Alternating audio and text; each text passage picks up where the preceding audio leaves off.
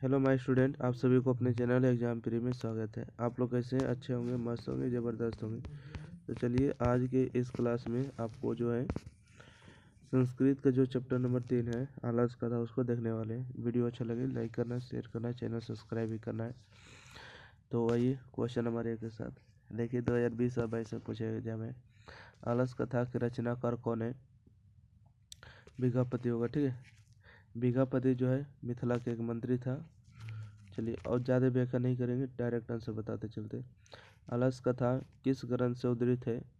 तो पुरुष परीक्षा होगा। ठीक है, पुरुष परीक्षा इसका सही जवाब होगा। आलस कथा किस ग्रंथ से उद्धृत है, मतलब किस ग्रंथ से लिया गया है? तो पुरुषों की परीक्षा से लिया गया। ठीक है, आलस कथा कैसी कथा है? तो आलस कथा जो व्यंग्यात्मक कथा हो जाएगा, राइट, डी नंबर होगा। अगला बढ़े, क्वेश्चन नंबर 4 होगा। आलस कथा क्या शिक्षा देती है? तो दोष निराकरण की शिक्षा देती है। ठीक है, आलस कथा क्या शिक्षा देती है? तो दोष निराकरण की शिक्षा देती है। 4 के बाद 5 नंबर यहाँ से आइएगा, क्वेश्चन नंबर 5। ठीक है, आलस कथा में किसका महत्व वर्णित है? तो मानव गुण का वर्णित है। ठीक है, आलस कथा में जो है किसका महत्व जो है वर्णित है? तो मानव गुण का।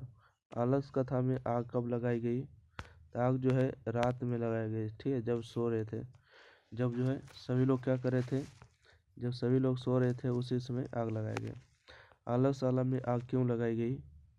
आलसशाला में आग क्यों लगाई गई? तो आलसियों की परीक्षा लेने के लिए।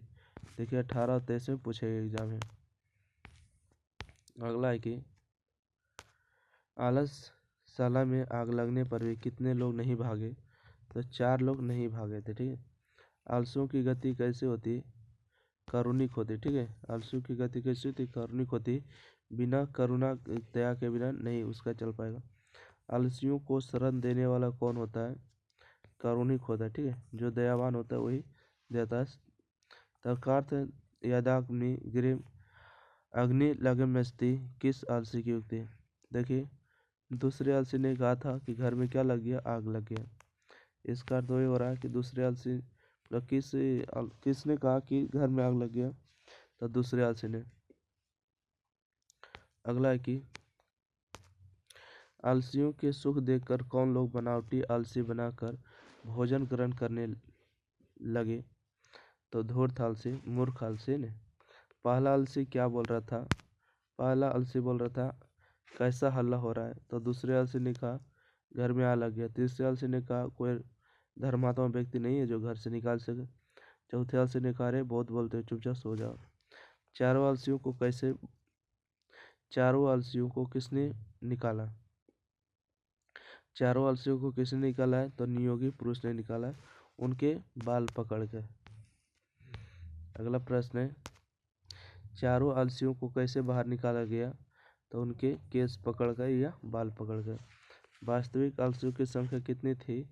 तो 4 थे। ठीक है, वास्तविक आलसियों की संख्या 4 थे, राइट। अगला अधिक खर्चा को देखकर राज्य कर्मचारी ने मंत्री को सलाह दिया। क्या सलाह दिया था? कि आलसी पुरुषों की परीक्षा लेने के लिए। ठीक है, आलसी पुरुषों के लिए क्या लेने के लिए? तो परीक्षा लेने के लिए कि जो सफल होगा उसको ही धन दौलत दिया जाएगा, भोजन दिया जाएगा और बाकी को नहीं दिया जाएगा। ठीक है, चलिए अगला प्रश्न बढ़ते हैं। अगला प्रश्न है क्वेश्चन नंबर 18। क्वेश्चन नंबर 18 में है कि नीतिकार आलस को क्या मानते हैं? ठीक है, नीतिकार जो है आलस को अपना क्या मानते हैं? तो शत्रु मानते हैं। ठीक है, ऑप्शन नंबर बी होगा। सबसे बड़ा शत्रु कौन है? तो आलस होगा। जो आलस पालते हैं वो सबसे बड़ा शत्रु है। स्थिति सौकर्य मूल ही के न बतवंती जनता, यह उक्ति किस पाठ से संकलित है?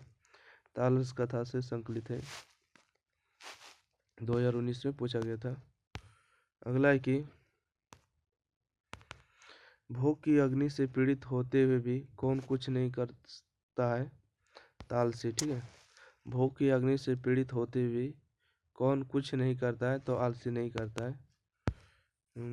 21 के बाद 22 नंबर प्रश्न है। कि करुणामय कौन दिखता है? करुणामय जो है आलसी दिखते हैं, ठीक है। अगला है निर्गति लोग में प्रथम कौन है? तो आलसी, ठीक है। निर्गति लोगों में प्रथम कौन है? तो आलसी। वीरेश्वर नामक मंत्री कहाँ रहता था? तो मिथिला में रहता था, राइट। धूर्त कृत्रिम आलस दिखाकर क्या ग्रहण करते थे? तो भोजन ग्रहण करते थे, ठीक है, धूर्त लोग। सिनेमा राइट आंसर होगा। ये क्वेश्चन देखिएगा, एक सेकेंड। क्वेश्चन नंबर 24 जो है 19 में भी पूछा गया, 2024 में भी अपडेट किया गया, ठीक है, पूछा गया था मतलब। अगला बढ़े। जीव किसका सुख देकर दौड़े आते हैं? बताइएगा, जीव किसका सुख देकर दौड़े आते हैं? मतलब सजातियों का, ठीक है, सजातियों का। पुरुष परीक्षा किस भाषा में लिखित है? तो संस्कृत भाषा में लिखित है, ठीक है। पुरुष परीक्षा जो है किस भाषा में लिखित है? तो संस्कृत भाषा में लिखित है। बीघापति कौन थे? तो बीघापति जो है मैथिली कवि थे। अगला है मैथिली भाषा के कवि कौन है? तो मैथिली भाषा के जो कवि है बीघापति होगा, बी नंबर राइट आंसर। अगला है मिथिला का मंत्री कौन था? मिथिला का जो मंत्री था वीरेश्वर था, option number D right answer हो। देखिएगा 2024 के एग्जाम में पूछा गया, ठीक है। आलाशाला में कितने पुरुष सोए थे? तो आलाशाला में जो है 4 पुरुष सोए थे। घर में आग को देखकर कौन भाग गए?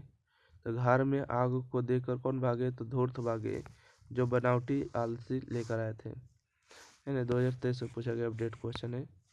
वीरेश्वर का स्वभाव कैसा था? वीरेश्वर का स्वभाव दानशील और करुणी था, ठीक है, दानशील और दयावान थे। अगला प्रश्न है स्त्रियों की गति कौन है?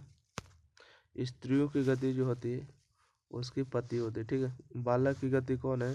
तो बालक की गति उनकी माँ होती है, ठीक है, याद रखिएगा। शरीर में सदैव रहने वाला मनुष्य का महान शत्रु कौन है? तो वो आलस है, ठीक है। शरीर में सदैव रहने वाला मनुष्य का महान शत्रु कौन है? तो आलस है। क्या करके मनुष्य दुखी नहीं होता है? तो उद्यम करके जो है कभी भी मनुष्य दुखी नहीं होता है, अच्छा काम करिए हमेशा। अगला प्रश्न, कितने पुरुष परस्पर जो है बातचीत कर रहे थे? बताइएगा, कितने पुरुष जो है परस्पर बातचीत कर रहे थे?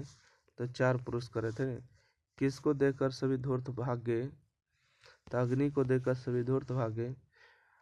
आलोक पद का पर्याय कौन है? तो दृष्टवा होगा, ठीक है। आलोक पद का पर्याय होता है दृष्टवा। दुष्निम का अर्थ होता है चुपचाप या मौन, ठीक है। दुष्निम का अर्थ होता है चुपचाप या मौन होना। 41 के बाद और है क्या? नहीं, 41 क्वेश्चन है, ठीक है। तो इस तरह से जो है आलस कथा आपको क्या हो जाते हैं, समाप्त हो जाती है। और 41 क्वेश्चन के साथ वीडियो अच्छा लगे लाइक करिए, शेयर करिए, और ज़्यादा से ज़्यादा चैनल को क्या करिए, सब्सक्राइब करिए। और इसको 50 के सब्सक्राइब जल्दी से जल्दी कंप्लीट करना है। और आपको सारा वीडियो आपको एग्जाम फ्री के प्लेलिस्ट में देखने को मिल जाएगा, ठीक है। थैंक यू, धन्यवाद।